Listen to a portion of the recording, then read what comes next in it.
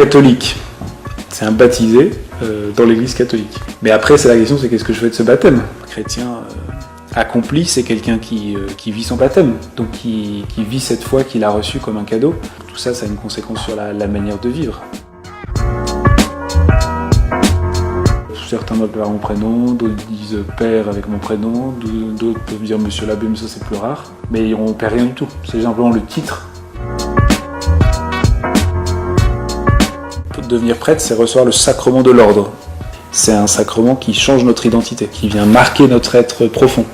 Donc ça s'enlève pas, c'est pas un jour je suis baptisé, un jour je suis pas baptisé, un jour je suis prêtre, un jour je suis pas prêtre. Ça me colle à la peau, on pourrait dire. Donc je suis prêtre quand je mange, quand je dors, quand je célèbre la messe, quand je vous parle. Il y a une dimension professionnelle dans ce qu'on fait, mais c'est beaucoup plus que ça, c'est une vie en fait. Une fois qu'on est devenu père, on le reste. C'est lié à notre être profond. Oui, le regard des gens est différent, ça c'est sûr. Parfois ça m'arrive en vacances de pas être encore la main, je vois bien la différence du regard des gens. Après j'ai l'impression que beaucoup ne savent plus trop ce que c'est. Peut-être ça les questionne, ils sont intrigués. Moi je dirais quelqu'un qui est aimé par Dieu, enfant de Dieu, on peut dire ça.